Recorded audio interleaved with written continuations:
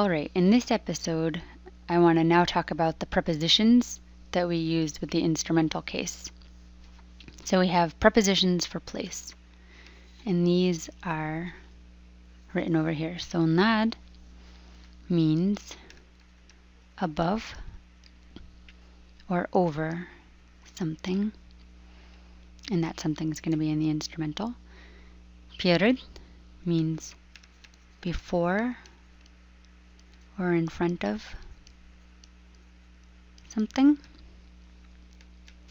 Pod is below or under something. Za is behind or beyond something. And между, which is between things. So let's look at these prepositions. So let's say we've got a little room and we've got stuff going on. So up here we've got a lamp and it's hanging over the table and shining on the table, right? So we would say nad, over the table, nad stolom visit lampa. So a lamp hangs over the table. And then meanwhile, under the table is a little kitty cat. So pod stolom сидит кошка. Сидит кошка. So after nad and pod, we put the thing that's under or above in the instrumental. And then around the table are all these people with deformed faces. Мы сидим за столом. Back here we have a coat hanging behind the door. Пальто висит за дверью. So here we have two za, right? And one of them means behind, and one of them sort of means around. So you'll always see za stolom, that you sit around the table, or behind the table is basically what it's saying. Over here we've got a TV that's standing on one of those TV stands between the table and the window. Между столом и окном стоит телевизор. So the table and the window are both in the instrumental. And then we have a girl standing in front of the mirror looking at herself. Девушка стоит перед зеркалом.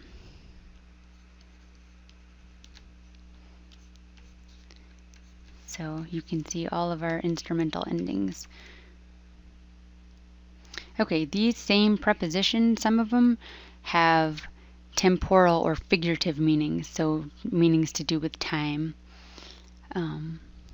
So let's look at those. So перед means right before, in a time, with a time sense, in a temporal sense.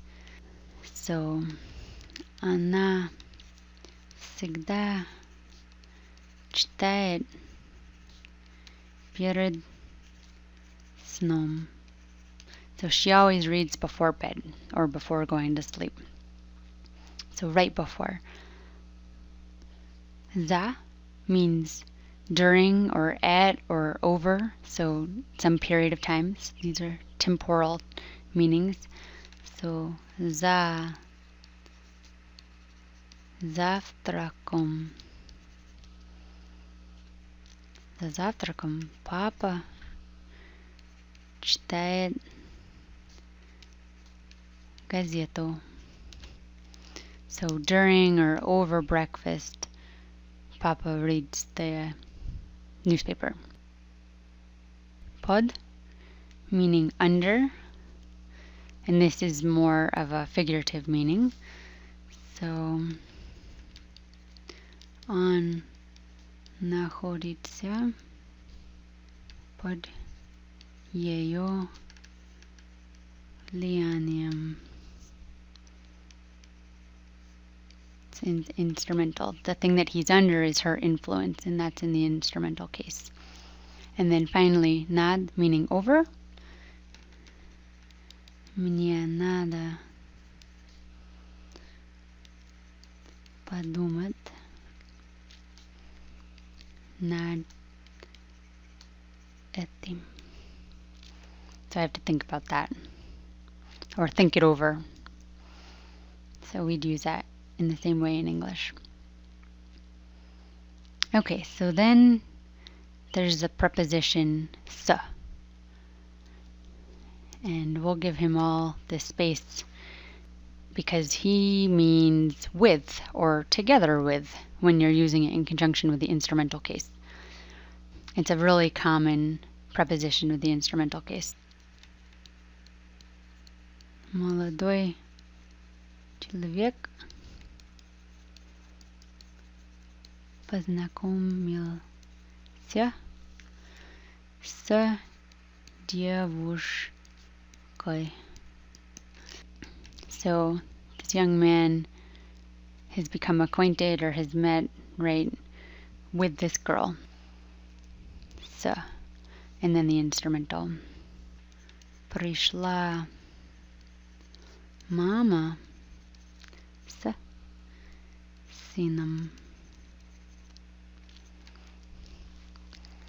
So the mother, together with her son, showed up or arrived. Or meaning with, он говорит по-английски с акцентом, so to speak, with an accent. Or if you wanted to, if you're looking for someone in a crowd and you say, not that person, the person with the suitcase. Человек с чемоданом. Right, so the person with who's carrying a suitcase. Or to describe someone, девушка с длинными волосами, so the girl with long hair, or молодой человек с бородой, so the young man with a beard. So whatever the person is with gets put into the instrumental. So you could just write that one out, or one of those. Девушка с длинными волосами, so the girl with the long hair, right? Or for example, я пью чай с молоком. I drink my tea with milk. Okay, you can also use с together with the verb поздравлять to congratulate. So the person who is being congratulated is in the accusative, but the thing that you're congratulating them for is in the instrumental. So, for example, поздравляем вас с рождением ребенка. So we congratulate you with the birth. So that's what's in the instrumental, the birth of your child. And you can leave off поздравлять and just say с and the thing that you're congratulating or wishing them. So for example, all of your holidays and birthdays, you'll hear congratulations like "S Novim Godom." So Happy New Year, right? And we don't have to use the verb поздравлять. It's assumed. Okay, so in the other video, we talked about using the instrumental without any prepositions to mean with. So now we're using with, and it requires this preposition "sa" to mean with. So what's the difference? When do we use which one? So "sa" plus the instrumental, it means the person and the instrument or the object exist together, but it's not being used. Right? So девушка с длинными волосами, she's not using her long hair, she's just existing with her long hair. So I'll just put that as an example. Девушка с длинными волосами. The instrumental without "sa," which we talked about in the other episode about the instrumental case, now it means the person does something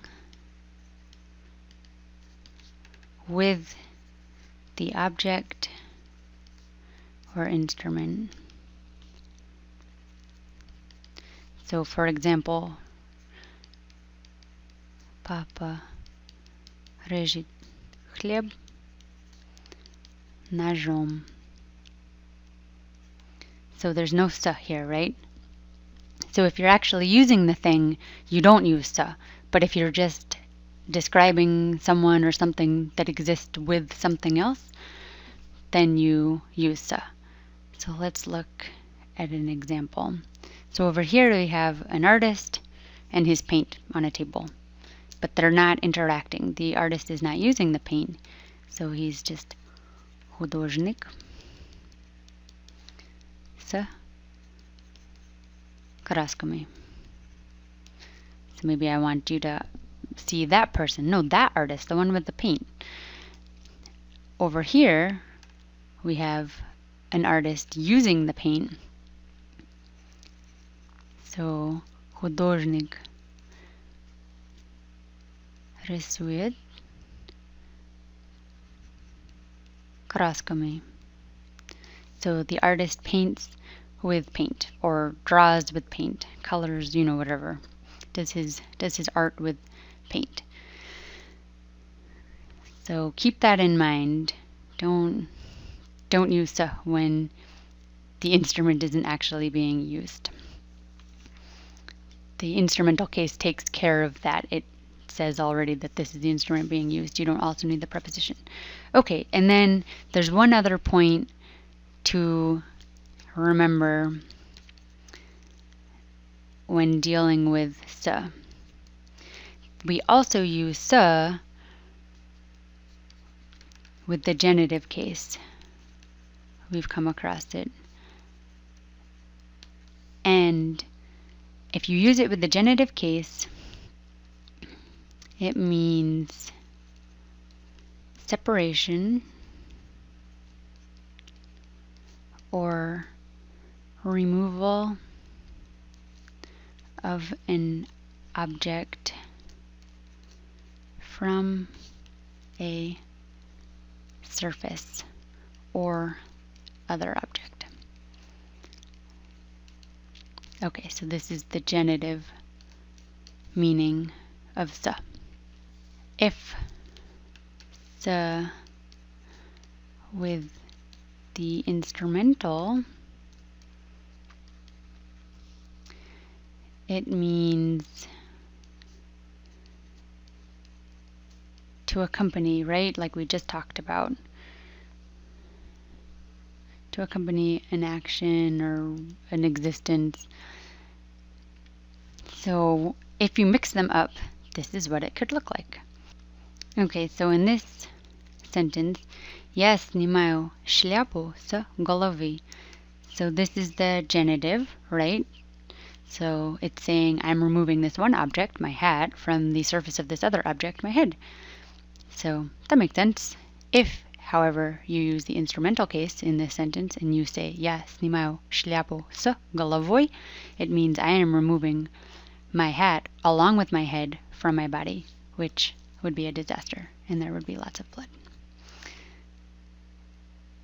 Similarly, if you jump out of an airplane and say я прыгнул с парашюта, and you use the genitive case, it means you're removing your object, which is yourself, from the object of the parachute, and again, there would be lots of blood. But if you use the instrumental, then you jump out of the plane with your parachute. So я прыгнул с парашютом. So just keep that in mind when you're using so. Make sure if you read it that you're looking at the correct case, because it has totally different meanings if it's genitive or if it's instrumental.